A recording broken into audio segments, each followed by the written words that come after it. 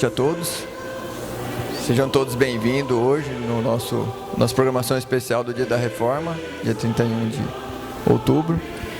Boa noite, sejam bem-vindos, sejam bem-vindas.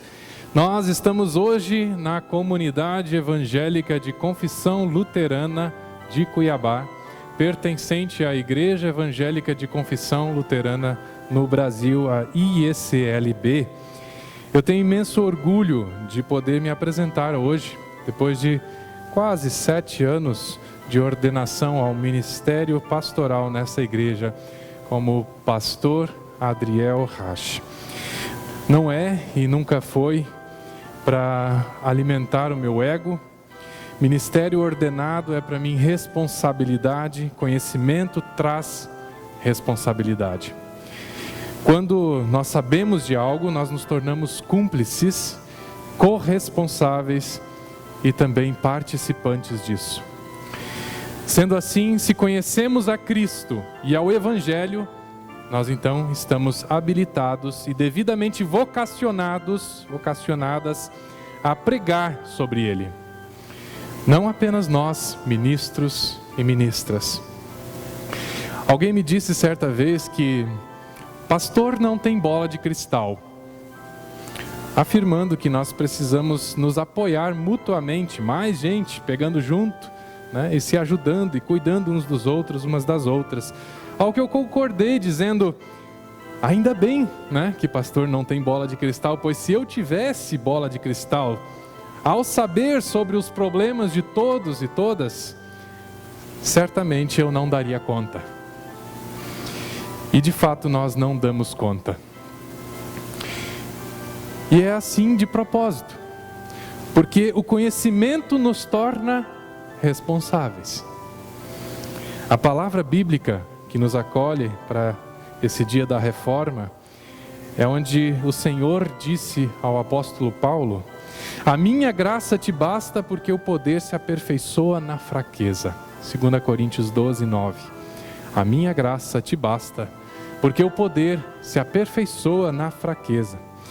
Isso não é para servir de desculpa para nós, é antes a lembrança de que Jesus é quem nos cuida e fortalece. Ele faz questão de usar-nos como seus servos e servas e instrumentos de amor aqui no mundo. Mas Ele é o sujeito da ação cuidadora. Ao nos sentirmos fracos, o nosso orgulho fica um pouco de lado e aí nos lembramos que dependemos completamente de Deus, que é aquele que nos criou. Lutero precisou ser muito forte, precisou ser muito corajoso. Quanto mais ele sabia, mais ele se sentia responsável em pregar, escrever, falar, ensinar, divulgar. Não se conformou em ficar com o conhecimento só para si.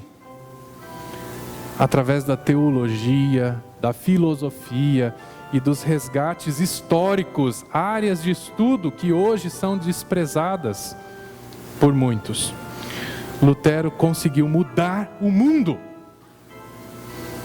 E é preciso dizer, para melhor. Ele mudou o mundo para melhor. Ele não era um santo, mas também era santo pelo que Jesus fez por ele, por mim e por você. Ele era filho do seu tempo e não deu conta de responder a tudo com perfeição.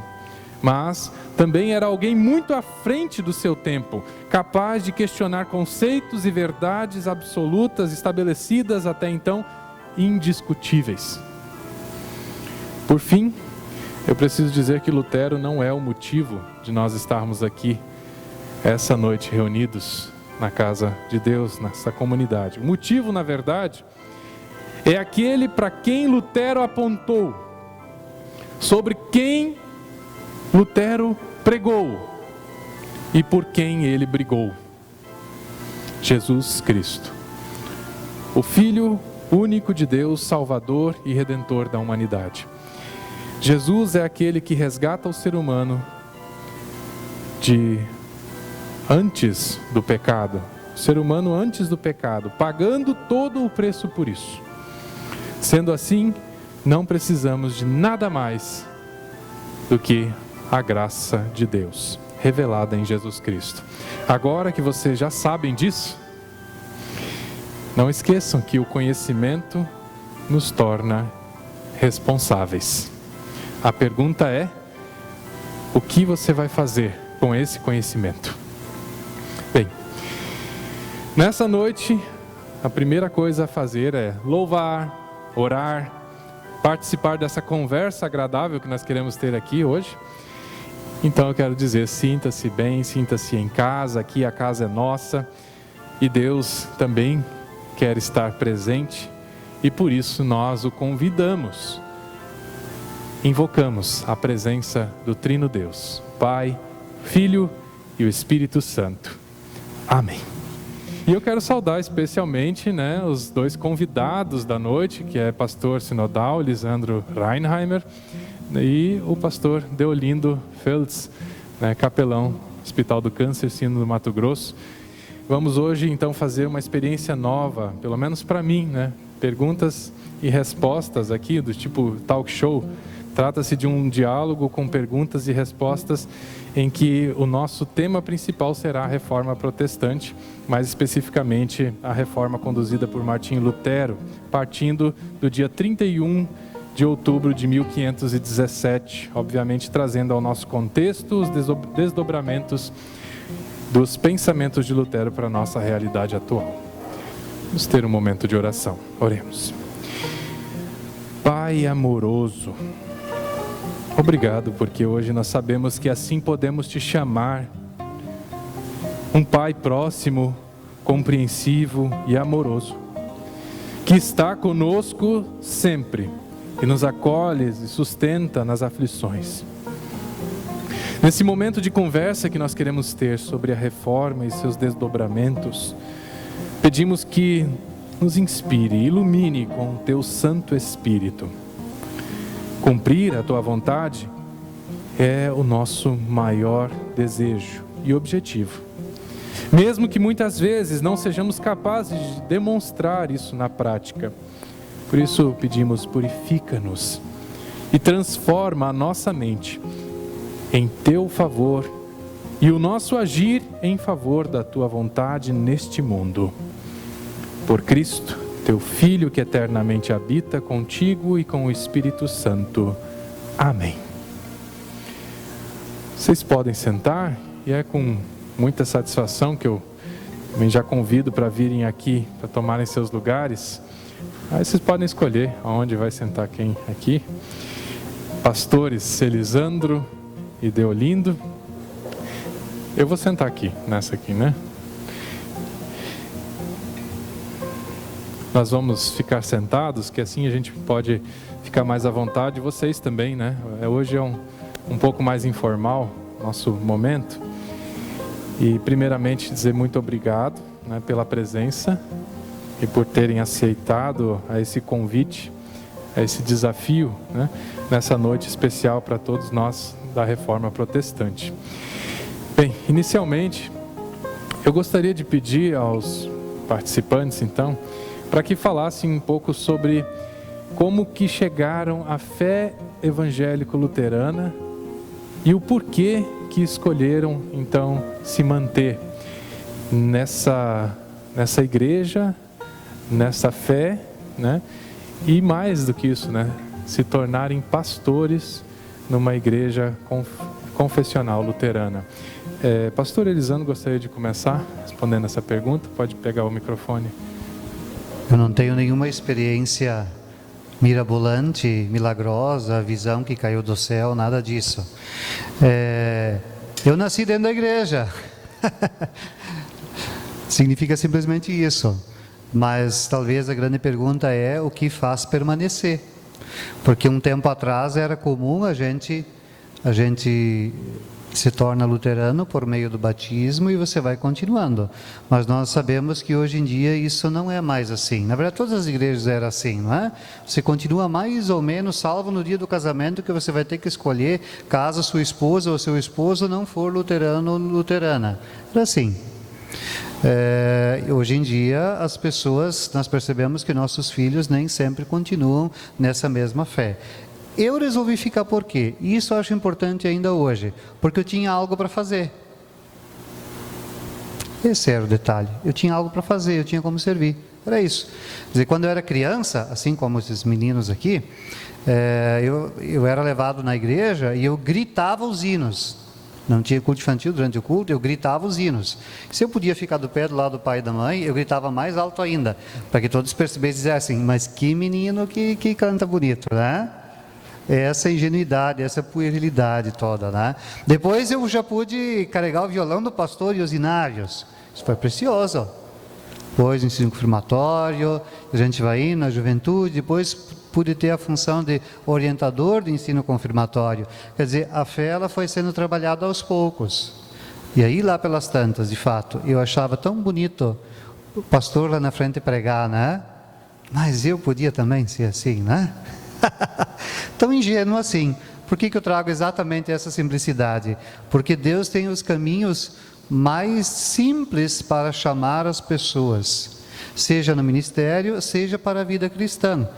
Na faculdade de teologia eu esperei várias vezes parar, porque eu entrei em inúmeras crises de fé que são normais e saudáveis para essa época no seminário. E assim foi trabalhando, e aí hoje eu não tenho mais crise? Tenho, ainda hoje. Tem que volta e meia dar uma renovada. Inclusive as perguntas que o pastor Adriel vai fazer, eu tive que dar uma pensada boa ali. Mas o que ele vai perguntar mesmo?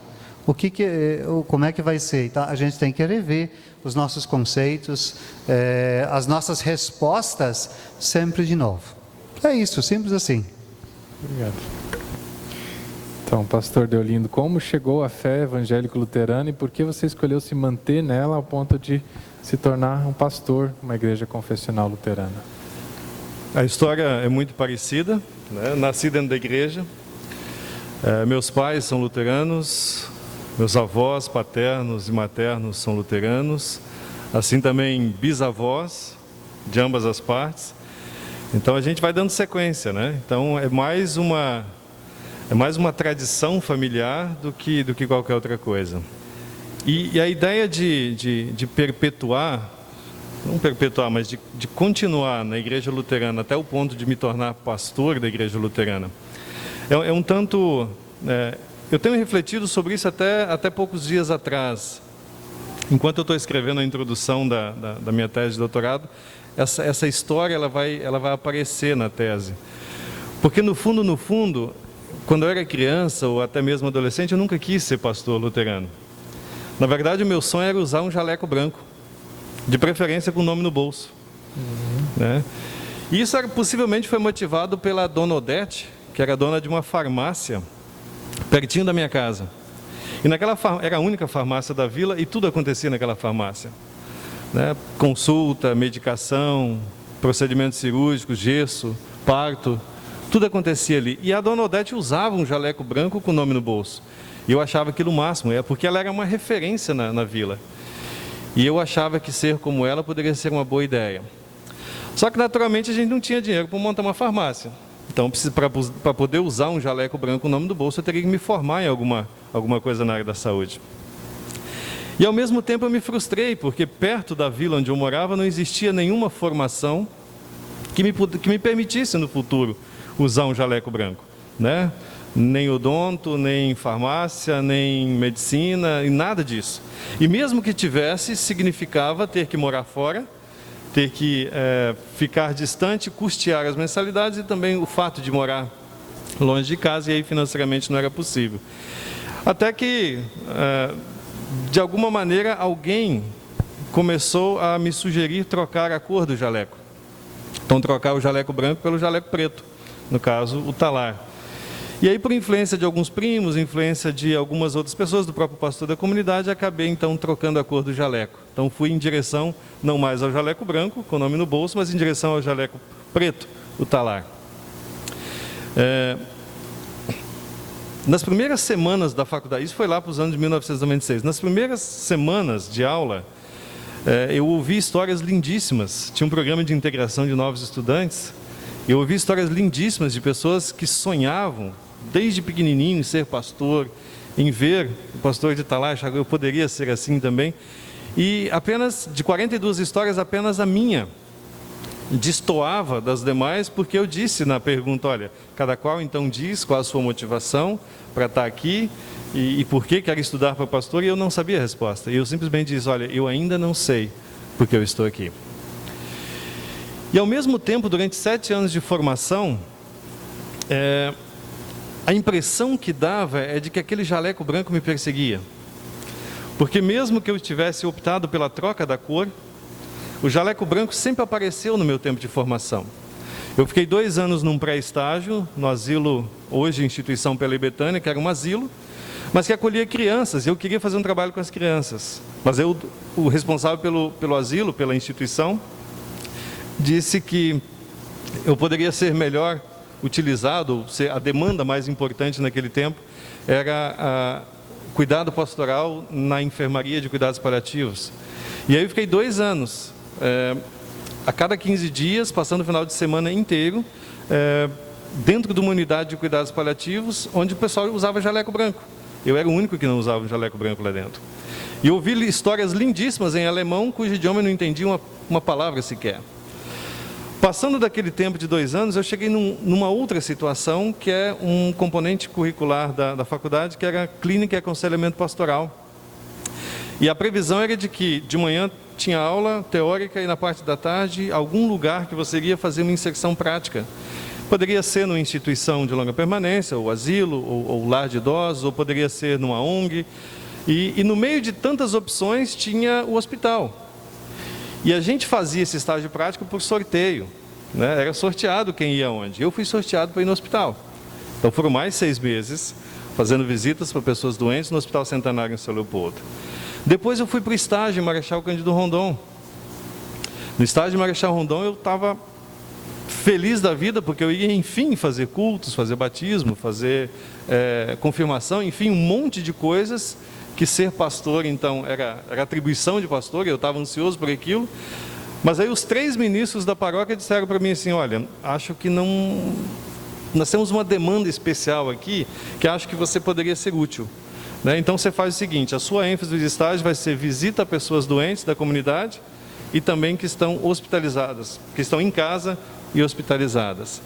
Era uma paróquia de 10 mil membros em Marechal Rondon. Então todos os dias tinha gente para visitar, todos os dias tinha hospital para poder ir. Eu lembro que eu ganhei de presente do pastor, do meu mentor, uma maleta preta, e dentro dela tinha um kit com um cálice, uma pátema e uma liturgia de Santa Ceia para moribundos. Esse era o meu trabalho. Quando eu saio de lá, no último ano de formação, aí eu vou para a PPHM em Cascavel, e naturalmente Cascavel é uma cidade onde é um polo de saúde, e muitas pessoas do oeste do Paraná vão até Cascavel para tratamento médico. E dentre essas pessoas, muita gente luterana. E o pastor, que era o meu mentor em Cascavel, ele não gostava de hospital, porque ele foi paciente oncológico. E assim, todas as visitas hospitalares da própria comunidade, que tinha aproximadamente 2 mil membros, e todas as solicitações de visitas que aconteciam naquela região para Cascavel, eram destinadas então para eu fazer. Então mais um ano em formação para o jaleco preto, num espaço onde se usa jaleco branco. Enfim, passou aquele tempo e eu cheguei em Tangará da Serra, aqui pertinho. Fui pastor durante 8 anos, mas lá pelo 5º ou 6º ano bate aquela crise. Né? Mas alguma coisa me inquietava. A cor do jaleco não era exatamente aquela cor que eu sempre sonhei em usar. E aí foi quando gerou a dúvida sobre o que fazer. Eu vou trocar de paróquia, eu vou para outro lugar, eu vou voltar para a faculdade. E entrei em crise. E aí, nesse momento, eu entro naquele programa de estudo autoprogramado na Alemanha e me inscrevo, sem querer, em 2 cursos, que eu não estava muito afinado com o idioma alemão na época, me inscrevo em 2 cursos de capelania hospitalar, cuja manhã teoria e de tarde visitas hospitalares. E quando eu retorno dessa formação, é que eu apresento para o Sínodo do Mato Grosso uma proposta de capelania hospitalar para o Sínodo do Mato Grosso, que foi aprovada em 2010, e aí, de certa forma, a partir de 2011, então, eu começo o meu ministério pastoral dentro de unidades hospitalares. Mas o curioso tem a ver com uma situação muito específica. Faziam algumas semanas que eu estava no hospital e a enfermeira do CCIH, do Centro de Controle de Infecção Hospitalar, me disse: olha, pastor, você precisa usar jaleco para atender os pacientes. Uma questão de segurança para você e para os pacientes. E eu mandei fazer um jaleco, sem mais, sem menos, e pedi para colocar meu nome no bolso. Mas eu não me dei conta de algumas coisas. Na semana seguinte, quando eu coloco o jaleco pela primeira vez, me cai a ficha.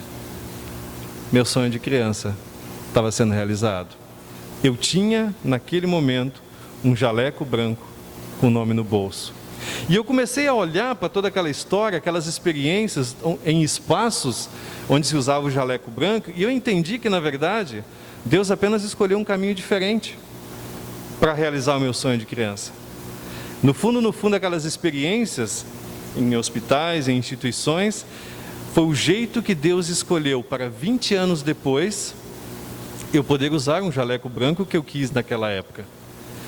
Dá para se dizer que Deus foi muito fiel. Resumidamente, um pouco da história, então, onde eu estou nesse momento em termos de ministério. Legal. Pastor Elisandro, eu aproveito para acrescentar uma pergunta. Qual é o diferencial da Igreja Luterana no mundo, no Brasil, e o que faz da ISLB uma igreja que vale a pena conhecer, participar e se tornar membro? Agora, talvez explicando, de repente, algumas perguntas mais direcionadas ao pastor Elisandro, por ele ser o pastor sinodal, também falar um pouco mais em nome da estrutura, da confessionalidade luterana. Não que nós não possamos falar também, mas acho que o pastor Elisandro, nesse momento, está atuando mais nisso. E eu diria, talvez fica como um desafio assim, nessa pergunta, como nós, como luteranos, aqui nós também temos visitantes, mas como nós luteranos poderíamos apresentar a nossa comunidade para outro e dizer a nossa igreja, luterana, por que é interessante ser luterano? O nosso diferencial como igreja luterana no mundo, eu entendo que é justamente nesse mercado religioso não negociar o evangelho. Nós não sustentamos bruxaria evangélica, se me permite usar essa expressão forte. Nós não somos bruxos evangélicos, nós não negociamos o evangelho. Eu vou explicar. O que se conhece hoje em dia na nossa sociedade de evangélico, em geral, é exatamente isso. É alguém que oferece algo, oferece uma boa nova, e essa boa nova tem um sacrifício em contrapartida ou tem um pagamento em contrapartida. Mais ou menos assim, como se os ministros do Evangelho, eles tivessem o poder que só eles têm de acessar o mundo espiritual e trazer para esse mundo secular aqui e agora a bênção de Deus que pessoas comuns não conseguem. Como se Deus estivesse no seu trono com uma mão cheia de bênçãos, um tesouro cheio de bênçãos, e Ele só move essa mão a partir de algumas fórmulas que as pessoas falam, ou se tiver alguns intermediários específicos. Como Igreja da Reforma, como outras igrejas da Reforma. Nós não cremos nisso. Nós cremos, de fato, no acesso direto a Deus. Ou melhor, direto a Deus por meio de Jesus. Somente Jesus Cristo é o intermediário entre Deus e os homens. Em nome de Jesus, você está autorizado, e esse é o privilégio de ir até Deus. Mas ainda assim, hoje em dia, há quem diga, não, vem cá, eu vou te ajudar nisso. Nós não fazemos isso. Então, esse eu acredito que é o diferencial de uma igreja luterana no mundo. Enquanto ISLB, isso vem junto disso, então nós como ISLB, como luteranos, também apregoamos isso. Acesso direto a Deus. A função ministerial também é muito preciosa, porque o pastor Adriel, que é pastor dessa paróquia aqui, dessa comunidade, ele não tem o direito de comandar a vida de vocês, de dizer o que vocês podem ou não podem fazer. Ele não tem esse direito. A função de ministro dele, ministro do Evangelho, entendido na Reforma, é justamente de que o pastor Adriel, como o pastor Deolindo na sua função, ou eu na minha, é de sermos professores de Bíblia. Nós apenas conduzimos as pessoas à fé, nós instruímos na fé, mais nada, mas a pessoa, ela mesma, que tem que fazer as suas escolhas. E aí a terceira questão que eu acho muito importante é, como ISLB, a liberdade de consciência que nós damos às pessoas. Liberdade de consciência, no primeiro momento, é para a gente fazer o que quer. Soa assim, mas na verdade é uma liberdade de consciência cativa à palavra de Deus. Quer dizer, eu posso escolher, e eu devo escolher, você deve escolher, entre fazer isso ou fazer aquilo, mas de acordo com a palavra de Deus. Esses pontos eu considero bastante importantes. Retomando então, a não negociação do Evangelho, o acesso direto a Deus, a função ministerial que é de ser professor e condutor, e a questão da liberdade de consciência sem lista de proibições. E aí uma historinha. Eu, como professor, que fui durante 4 anos lá em Gaúcha do Norte, na sala de aula, uma aluna me perguntou assim, professor, a tua igreja, ela sabia que eu era pastor também, não é? A tua igreja, ela proíbe o quê? E aí eu fiquei pensando, e aí eu rapidamente soltei assim, nada. Ela disse, como nada então? Essa tua igreja é fraca. Isso me chamou tanta atenção, então essa tua igreja é fraca. Mas na verdade, nós temos a liberdade, mas a nossa liberdade está cativa à palavra de Deus, às Escrituras. É isso. Obrigado. Pastor Deolindo, nós vivemos num mundo e mais precisamente num país em que a religião se tornou um comércio. O pastor Elisandro falou um pouco também. E dá para dizer, se tornou um comércio novamente. Nós vimos também no vídeo da mensagem da presidência, como se fazia isso na época da Reforma, né? Como nos tempos de Lutero, e foi contra isso que Lutero brigou. Isso é um fato que nós vivenciamos. Nós sentimos que as denominações religiosas competem entre si para faturar mais fiéis, mais membros, mais contribuintes, né, etc. Então, explique por que razão que a ISLB apoia o trabalho de uma capelania hospitalar, sem membresia, sem comunidade constituída, e como Martinho Lutero iria se posicionar sobre esse trabalho? Talvez para simplificar a pergunta, então, como nós podemos basear a atuação da capelania hospitalar em Lutero? É quase uma meia página de pergunta aí, né? Primeiro, considerando a ideia da religião como um comércio. Antigamente, você só negociava com uma igreja. Né? Na época da Reforma, você só tinha a opção de negociar com um local. Atualmente, você consegue negociar com vários locais. Hoje, na busca das pessoas pelas suas necessidades de ordem religiosa e espiritual, você tem ofertas de tudo quanto é tipo. Tem pastores fazendo estágio ou cursos em Las Vegas para poder aprender a fazer shows pirotécnicos, para entrarem em cena e aí fazer um verdadeiro show. Tem pastores morrendo no início do culto e ressuscitando no final. Né? Tudo isso para negociar, para atrair, para de certa forma vender alguma coisa e manter essas pessoas. No universo hospitalar não é diferente. A gente percebe que a maioria dos hospitais, vou dizer de Cuiabá e Varzea Grande, porque é onde eu atuo, também existe essa negociação. E infelizmente as pessoas aproveitam dessa vulnerabilidade, porque a enfermidade ela coloca você numa situação de maior vulnerabilidade e de busca. Né? As pessoas se aproximam muito de aspectos relacionados à fé, à igreja, à espiritualidade, quando elas estão doentes. Aparece o medo da morte, aparece o medo da punição, o medo do inferno, e tudo isso se apresenta ali. E quando chegam próximo a essas pessoas, algum religioso que de certa forma garante afastar essa ideia de sofrimento, de punição e de final, no final de uma visita tem gente aceitando Jesus, tem gente trocando de igreja, tem gente pagando, tem gente passando a escritura da casa para determinada confissão religiosa e assim por diante. Então esse é um pouco do cenário da capelania hospitalar amadora, que existe em vários hospitais, aqui, como eu posso testemunhar, mas acredito também em outros lugares, onde se aproveita da vulnerabilidade das pessoas, tanto física, social, psíquica, espiritual e religiosa, para negociar. Aonde que nós entramos nesse cenário? A nossa perspectiva é muito diferente dessa.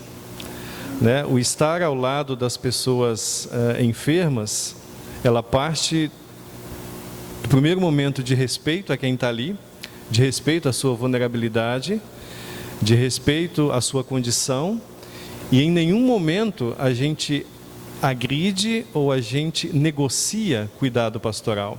A gente presta esse serviço, esse cuidado, puramente por amor ao próximo. A gente consegue encontrar, a pergunta final, como Lutero, então, sustentaria uma capelania hospitalar? Na verdade, esse estar da igreja dentro das unidades hospitalares, isso remonta a muitos anos. Desde sempre houve preocupação das comunidades, das famílias com relação às pessoas doentes, e por muitos séculos ou até milênios existiu sempre essa preocupação com o cuidado físico e o cuidado espiritual. A gente pode voltar antes do Antigo Testamento, no próprio Antigo Testamento e também no Novo Testamento, a partir de Jesus, que também nos ensina a visitar as pessoas doentes. O próprio Jesus curou pessoas doentes. As primeiras comunidades cristãs tornaram a tarefa de visitar doentes quase uma vocação para elas. E o que acontece na época de Lutero não é muito diferente disso. Lutero fez da sua própria casa um hospital em tempos de pandemia, em tempos de epidemias, as pragas que mataram milhões de pessoas. Quem tinha uma afinidade com visitação para doentes era a própria Catarina. Na verdade, o Lutero ele mais precisava de um capelão do que era um capelão. Ele mais recebia visitas, mais precisava de visitas do que visitar em si. E ele tinha capelães que atuavam junto com ele, mas quem tinha uma habilidade especial para visitar doentes era a esposa dele. Ela tinha algumas experiências da época do convento, de lidar com ervas, com chás, enfim, que era o que se usava na medicina na época, e ela exercia isso dentro de casa, e enfim. Então, inclusive o Lutero reclamava que de vez em quando ela não ia no culto, e no horário do culto ela ia visitar doentes. Então ele tinha essa parceria com ela nesse sentido. Mas o que Lutero deixa aparecer mais, em se tratando então dessa presença da igreja, ele dizia, olha, a gente não pode negligenciar a nossa função junto às pessoas doentes, mas o lugar que ele mais insiste na presença da igreja é quando se tratava de um caso de paciente no final da vida. E ali ele insiste que a presença da igreja precisa acontecer.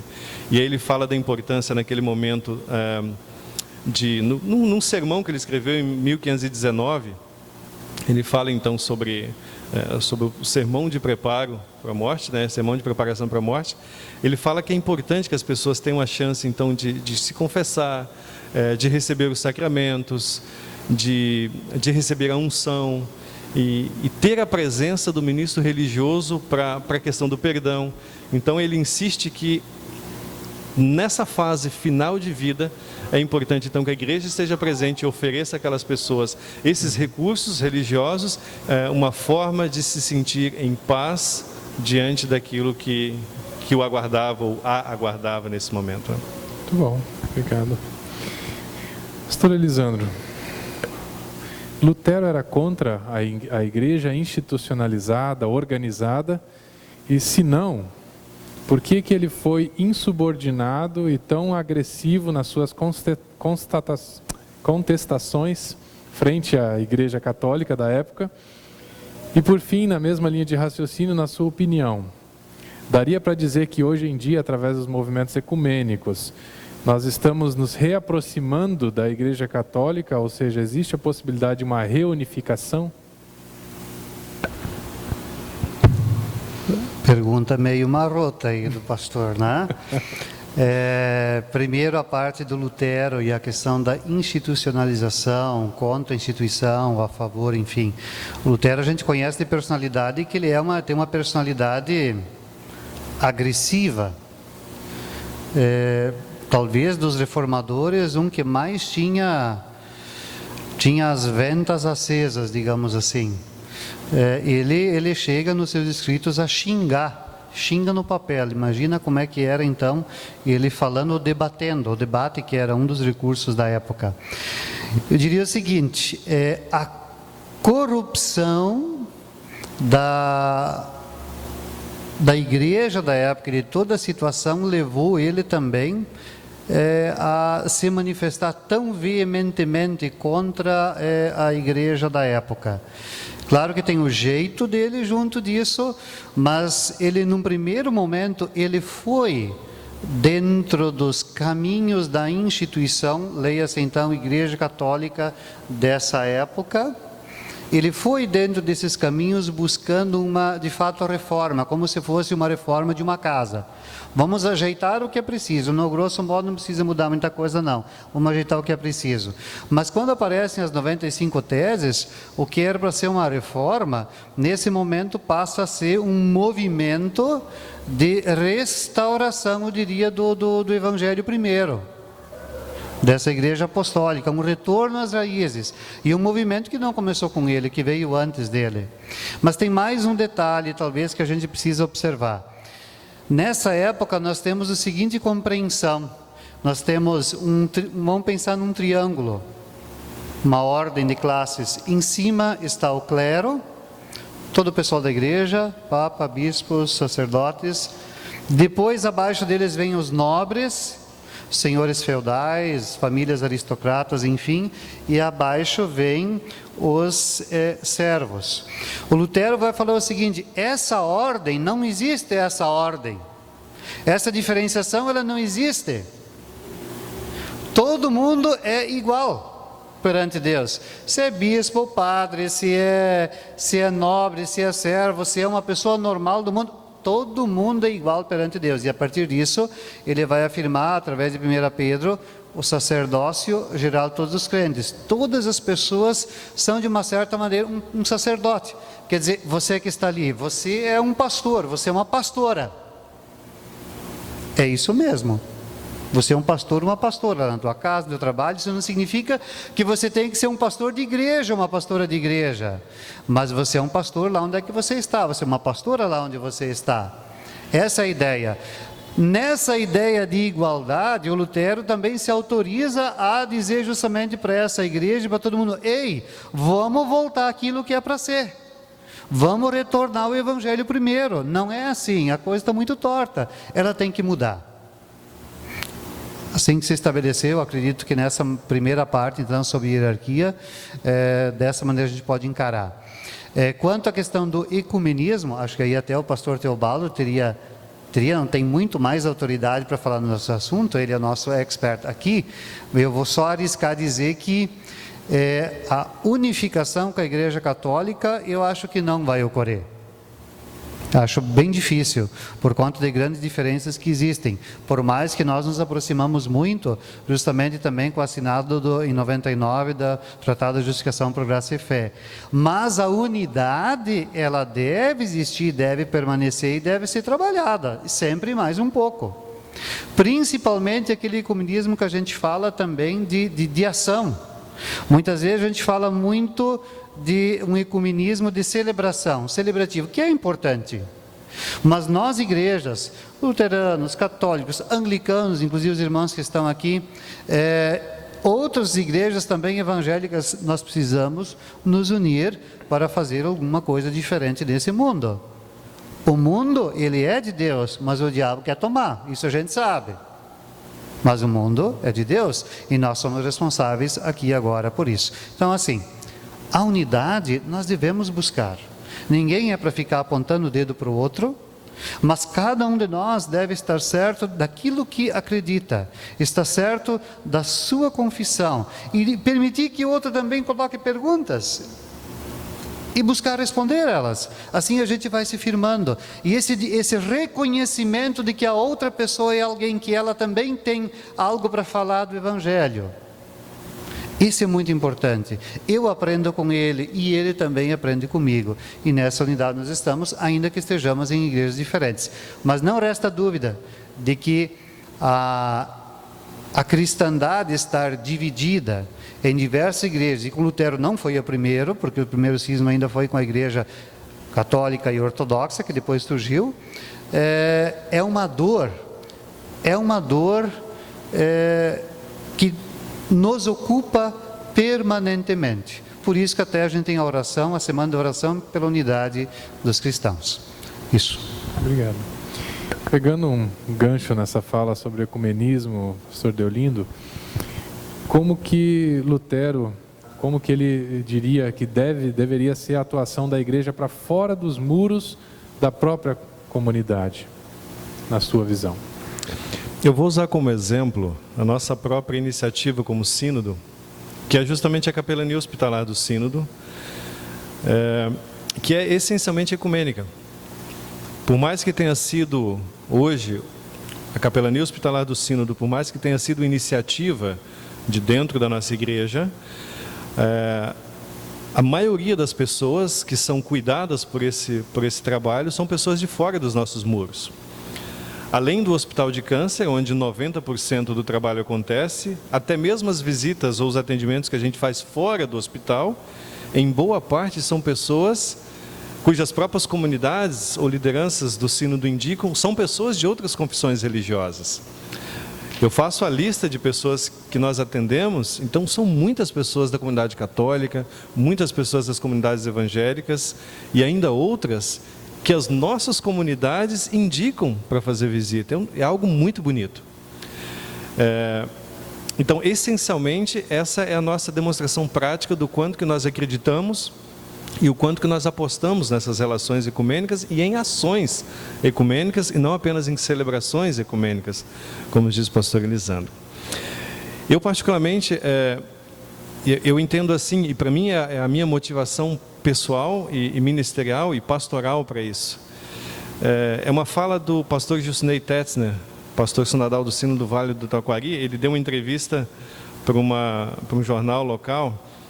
E eu gosto da forma como ele menciona o ecumenismo. Ele diz, olha, eu olho Deus como luterano, aquele outro olha Deus como católico, o outro olha Deus como anglicano, o outro olha Deus como muçulmano, o outro olha Deus como budista. Mas quando Deus olha, Ele olha todos e todas como filhos e filhas.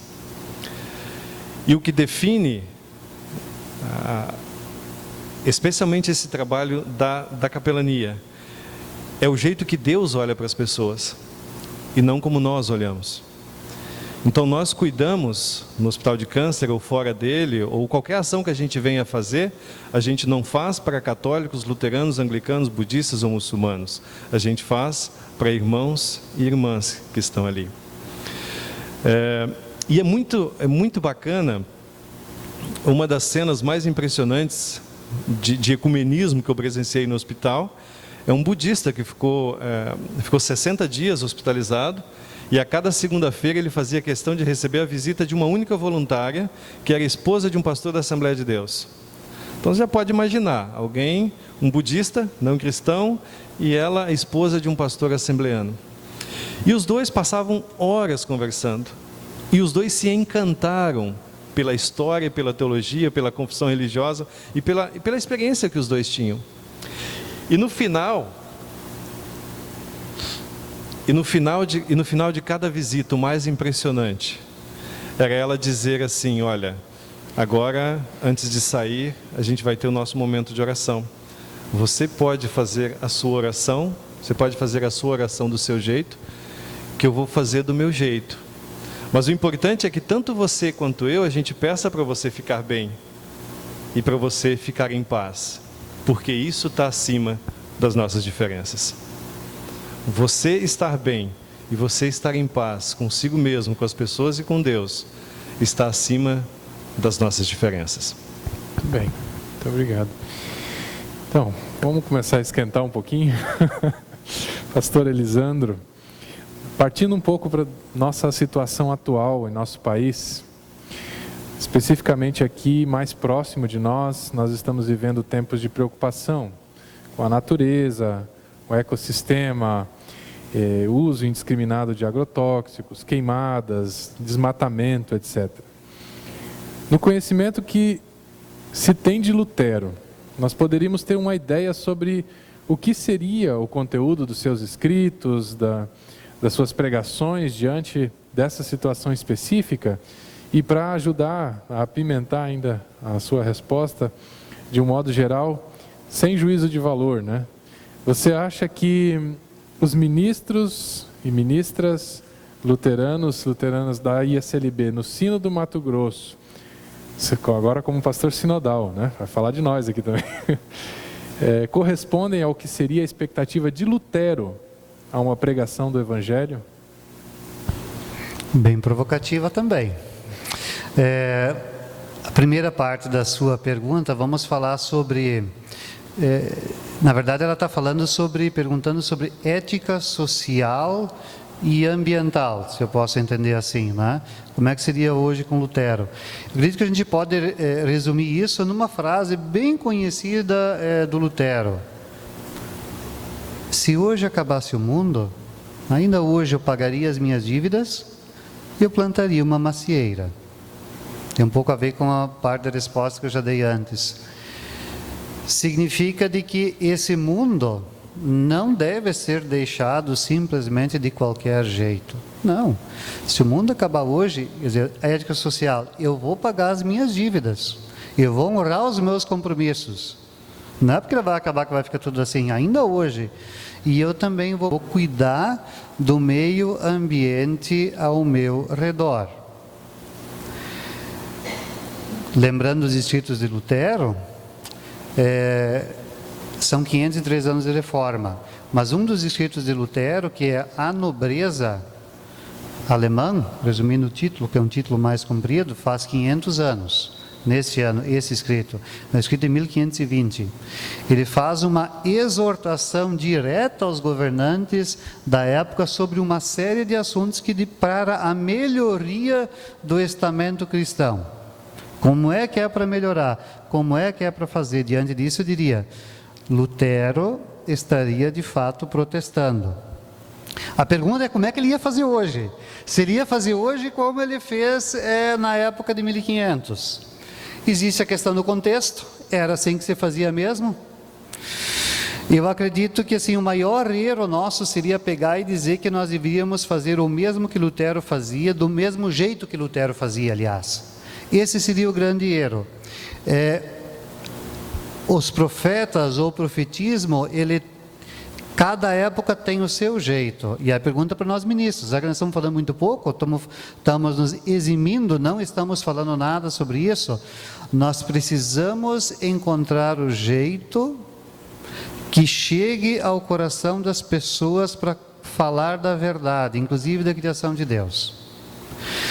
O Lutero, quando ele vai falar, ele falou justamente, as pessoas estavam sendo exploradas financeiramente pela questão espiritual. Quer dizer, para você ser salvo, você então comprava uma carta de indulgência e com isso você não precisava nem cumprir a penitência ou a pena imposta pelo padre. A fala do Lutero, quando ele diz, olha, isso aqui, você tem acesso direto a Deus, vale mais até uma obra de caridade por amor do que comprar uma indulgência. Aí ele nem falou contra a indulgência nesse momento. Nós precisamos descobrir novamente como é que a gente fala sobre ecologia com as pessoas de hoje. Não adianta assumir mais o discurso de antigamente que a gente dizia não pode mais derrubar uma árvore. De fato não pode ficar derrubando um monte de árvore. Mas assim, se a gente vai com esse discurso nu e cru, ele não chega mais lá. Sem dúvida, Lutero, você citou a questão dos venenos, né? Lutero diria o seguinte: vamos apoiar a agricultura familiar. Mas eu também acredito, por outras falas dele, de que se não for possível todo mundo plantar sem agrotóxico, que no mínimo faça uma redução de danos e diminua isso. Ou melhor, a gente só está colocando em cima do agricultor agora, né? Tem uma pequena receitinha de bolo que o Lutero também dá num dos escritos dele, que diz o seguinte: você está bem? Então, olha agora para a tua família. Como é que está a tua família? Ajuda elas a ficar bem também. Você está bem, tua família está bem? Então agora tu olha para os teus parentes. Ajuda eles. Você está bem, tua família está bem, teus parentes estão bem, olha para os teus vizinhos.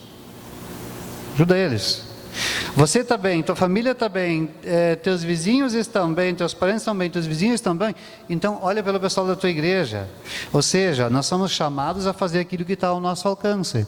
É simples, nós da cidade, como é que nós estamos lidando com a ecologia? O que nós fazemos com o nosso lixo? Como é que nós estamos consumindo? A gente normalmente olha só uma coisa, sempre lá naquela cadeia produção primeira lá. Mas todos nós somos responsáveis pelo todo. Não adianta a gente apontar o dedo somente para o outro. Aí a primeira das 95 teses é: fazei penitência. Todos nós precisamos fazer penitência nesse sentido. Quer dizer, arrependimento quanto ao nosso jeito de lidar com a boa criação de Deus. É isso. Pastor Deolindo, então nós sabemos que o Lutero passou por situações difíceis relacionadas a doenças graves na sua época. Ele teve que se despedir de filhos, né? Muitas pessoas próximas dele foram levadas por o que na época também eram pandemias, né? Pestes, né? Doenças consideradas sem cura. Você lida com isso diariamente no Hospital do Câncer e na sua atuação pastoral. Para piorar a situação, nós vivemos agora uma peste, né? Uma pandemia que vem levando muitas vidas e deixando muitas pessoas com medo. Bem, a pergunta é: como é que o Lutero lidou com a morte e como é possível dar consolo para as pessoas que ficam e choram o luto pela perda de uma pessoa amada? Daria para escrever um livro sobre essa pergunta, né? Bem rapidinho. É bem rapidinho. Vou tentar reduzir. A época de Lutero foi marcada por muito sofrimento, muita morte. Estima-se que dentro dos 400 anos em que houve a peste negra, houve vários ciclos, né, várias ondas, mas durante 4 séculos, entre 100 e 300 milhões de pessoas morreram. As pessoas tinham muito medo da morte, a morte estava em todos os lugares. Num dos ciclos, eu não sei exatamente se foi na época de Lutero. Lutero ele pegou 5 ciclos ao longo da sua vida, mas não sei se exatamente num desses ciclos, a metade da população da Europa morreu, né? E então a morte estava muito presente. E, inclusive, eu vou pegar de novo o sermão de preparação para a morte, que ele escreveu em 1519, para dizer o que ele entendia sobre a morte, de uma forma bem simples, e de que maneira isso pode nos ajudar hoje também nesse processo de ajudar pessoas a também lidar com essa partida, com esse algo tão duro que é a morte de alguém. Ele, além dele recomendar então que as pessoas não deixem pendências, né? Pagar as dívidas e antes de falecer também acertar tudo para não dar dor de cabeça para quem fica. Falou da importância de perdoar e ser perdoado, falou da importância dos sacramentos, da importância de você acreditar verdadeiramente nos sacramentos, e aí uma lista de coisas. Mas dos indicativos, ele faz uma analogia da morte como um novo nascimento, né? E me veio esses tempos atrás, acho que para vocês dois também, uma pequena história que fala sobre essa ideia do novo nascimento, né? E eu vou tentar responder essa pergunta contando essa pequena história, que é, na verdade, um bate-papo. Eu salvei aqui porque eu não sei ela de cor ainda, mas é um pequeno bate-papo entre 2 bebês gêmeos, dentro da barriga da mãe. E assim conta a história, então. Certa vez, 2 bebês gêmeos, antes de nascerem, resolveram conversar um pouco dentro da barriga da mãe.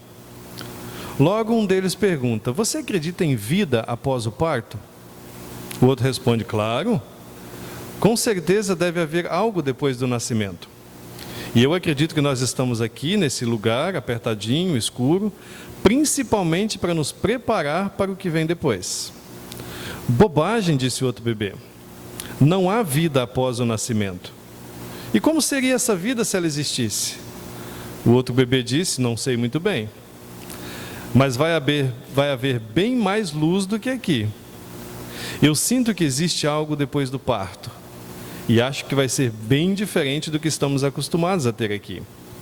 E o outro bebê insiste: mas ninguém nunca voltou de lá para contar como é. Por isso que eu acho que o parto encerra a vida. Bem, disse o bebê mais otimista, não sei exatamente. Mas eu ainda acredito que alguém muito especial vai cuidar de nós depois do nascimento e nós vamos conhecê-la pessoalmente. E o bebê mais pessimista questiona: você acredita nisso? Você acredita que alguém estará nos esperando quando sairmos daqui? Se esse alguém existe, onde ele está agora? E o bebê otimista responde: em tudo à nossa volta. Vivemos por causa dela, vivemos através dela e vivemos dentro dela. Sem ela, nós não existimos. E se você silenciar, você poderá ouvi-la, poderá senti-la passando a mão em nosso mundo. Tenho certeza de que após o parto, a vida real nos espera, disse o bebê. Estamos aqui apenas nos preparando para ela. Pastor Elisandro, nós estamos vivendo um tipo de polarização nesse país e no mundo de modo geral. A pandemia acabou agravando em muito toda essa situação. Na sua visão, Lutero era mais conservador ou mais progressista? E que grupo, então, teria mais força para argumentar quando se toma Lutero como base? Lutero é conservador. Lutero vai dizer assim: a nação alemã precisa se juntar e não deve mais pagar imposto para Roma. Chega, eles igual não usam isso para o evangelho, eles usam para enriquecer as suas próprias barrigas. Lutero é conservador. Lutero é conservador no sentido que ele diz: precisamos voltar ao evangelho primeiro, que Jesus morreu por nós. Esse Lutero é radical, radical no sentido que ele vai para a raiz e diz: é isso. Mas Lutero também é progressista. Lutero vai se valer da imprensa. Inicialmente pegaram os textos dele e publicaram, depois ele mesmo usou, vai usar a imprensa. Lutero vai ousar falar da separação entre igreja e Estado. A igreja tem que cuidar das suas coisas, não ficar apitando nas coisas do Estado. Ele falou assim: olha, o Papa até pode coroar o rei, mas ele não deve ficar apitando no que o rei tem que fazer. Esse é um assunto do Estado. Começa ali o início da Idade Moderna, final da Idade Média e o início da Idade Moderna. Os humanistas justamente aproveitaram todas essas ideias. Lutero é aquele que vai dizer que todos são iguais, não existe uma hierarquia, mas existem funções diferentes. Cada um tem uma função diferente, mas todos são iguais perante Deus. E aí talvez maior benefício, maior progresso que nós vamos ter, nós vamos ver com a educação. Ele diz assim, uma frase conhecida dele: para cada florim, o dinheiro da época, para cada florim que é gasto com armas, use-se 100 florins para a educação. Nós fôssemos olhar hoje e dizíamos assim: Lutero era tão progressista que ele seria um defensor dos direitos humanos, ou no mínimo dos direitos do cidadão, de cidadania. Tem para tudo então, pastor. Conservadores, como o nacional-socialismo, na época nazista, usaram os textos de Lutero para fundamentar muita coisa. Usaram, e progressistas também usam hoje em dia, como usaram no passado também para algumas outras coisas. Então a gente vai encontrar tudo quanto é gente. A gente não vai poder dizer de que Lutero seja um conservador nato e só fica nisso, ou que ele seja somente um progressista. E continuando contigo então, pastor Elisandro, explique-nos as diferenças agora então entre a IECLB e a IELB, que é uma outra igreja luterana que nós temos no Brasil, né? Igreja Evangélica Luterana do Brasil, e justifique por que nós temos essas diferenças, se ambas se baseiam em Lutero para a confessionalidade e doutrina. Bom, duas igrejas luteranas do Brasil que nós estamos falando. A diferença ela é histórica, de origem. Imigrantes alemães vêm da Alemanha, se instalam em especial no sul do Brasil, ali em São Paulo, também no Espírito Santo, Rio de Janeiro, ali. Inicialmente, esses imigrantes eles vêm para o Brasil sem pastores que os acompanham. Depois, a igreja da Prússia, que é de tradição unida, que junta reformados e unidos debaixo de um mesmo chapéu, começa a enviar pastores para o Brasil. E os próprios imigrantes vêm de confissões diferentes, mas eles estão todos ali. E então vem da Prússia, que é a Alemanha então, hoje, que nós dizemos também, enviam pastores solicitados por esses imigrantes do Brasil, mas também tem um outro pessoal que diz assim, olha, isso é um pouquinho grosseiro agora, essa diferenciação que eu estou fazendo, né? Caracterização. Mas tem um outro pessoal que diz, eu não gosto dessa mistureba que tem aqui, eu quero alguém que seja luterano mesmo. Então chamaram do sino de Missouri nos Estados Unidos, chamaram de lá pastores missionários. É uma diferença histórica, e conforme esses imigrantes alemães foram sendo achados, encontrados lá nas glebas onde eles estavam, assim foi se constituindo a confessionalidade de cada qual. Mas nós também temos alguma diferença teológica ou de documentos.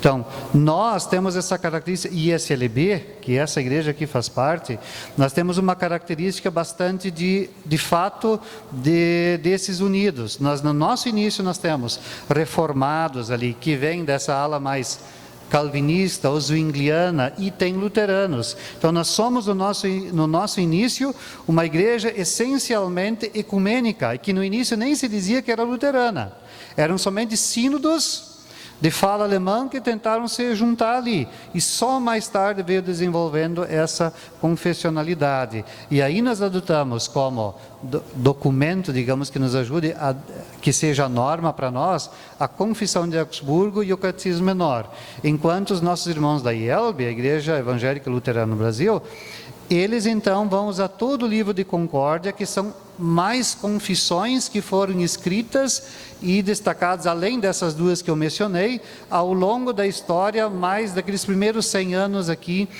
do desenvolvimento do luteranismo, vamos chamar assim, na Alemanha. E por último, uma diferença prática, que talvez seja mais fácil a gente entender. A IECLB entende normalmente mais a Bíblia segundo o seu centro, que a gente se pergunta, o que promove a Cristo? E a IELB tem um olhar para a Bíblia mais literal, digamos assim.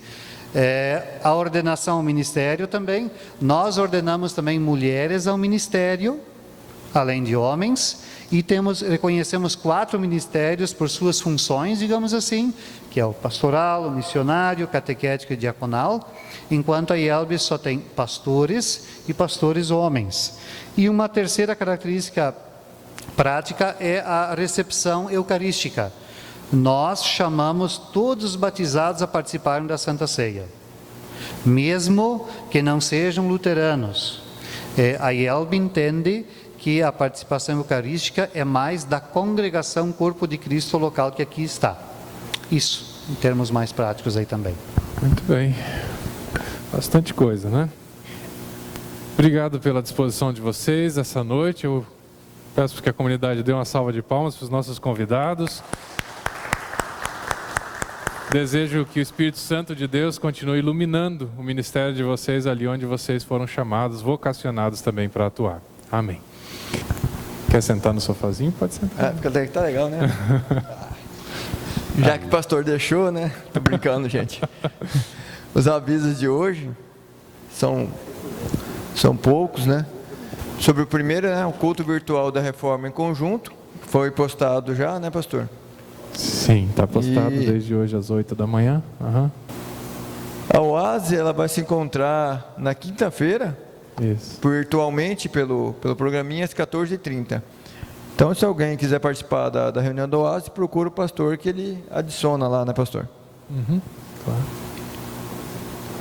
O almoço drive-thru já é no próximo domingo, próximo sábado, né? Só vai ser por reserva, né? Então, quem não reservou, não adianta vir que não vai ter. A gente está fazendo 200. Então, quem não reservou ainda, manda para mim, para o pastor, para o Haroldo, para o Gibson.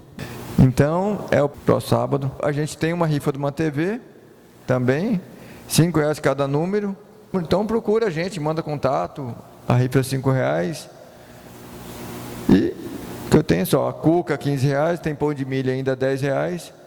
E procura a gente. A gente faz isso para ajudar a comunidade, né? Estou sendo bem rápido hoje, tá, gente? Sim. Dia 22 vai ser a nossa Assembleia da Comunidade, né? Temos vagas aí para o próximo presbitério, né? Montar chapa, então, quem quiser participar do próximo presbitério aí, dia 22, a gente vai ser a eleição também da nossa próxima diretoria. 22 de novembro agora. Nosso próximo culto, presencial, a gente está fazendo agora tudo presencial, próximo domingo, às 9 horas da manhã. A oferta de hoje, ela é sinodal e ela foi destinada para a diaconia. A oferta, para quem está participando, a gente mudou. Então, a gente, na hora do culto, a gente vem e traz a oferta aqui nas caixinhas, né? O que eu tinha de recado é só parabéns aí pela iniciativa, achei bem legal. Então, muito obrigado a todos. Tudo mais é que nós necessitamos, temos para agradecer, nós fazemos a oração que o Filho Jesus Cristo nos ensinou a dizer: Pai nosso, que estás nos céus, santificado seja o teu nome. Venha o teu reino, seja feita a tua vontade, assim na terra como no céu. O pão nosso de cada dia nos dá hoje, e perdoa-nos as nossas dívidas, assim como nós também perdoamos aos nossos devedores. E não nos deixes cair em tentação, mas livra-nos do mal, pois teu é o reino, o poder e a glória para sempre. Amém. Queremos permanecer sob a bênção do Trino Deus. Convido quem se sentir à vontade de estender sua mão à frente como forma de recebimento. O Senhor te abençoe e te guarde. O Senhor faça resplandecer o seu rosto sobre ti e tenha misericórdia de ti. O Senhor sobre ti levante o seu rosto e te dê a paz. Em nome do Pai, do Filho e do Espírito Santo. Amém. Vamos em paz, sirvamos a Deus com alegria, temos graças a Deus. Até o nosso próximo encontro. Não esqueçam que essa pandemia, assim nós esperamos, assim nós confiamos, vai passar. E logo nós podemos estar bem juntos, com essa igreja cheia, também em outros ambientes, outras situações, vivenciando a comunhão. Que assim seja. Amém.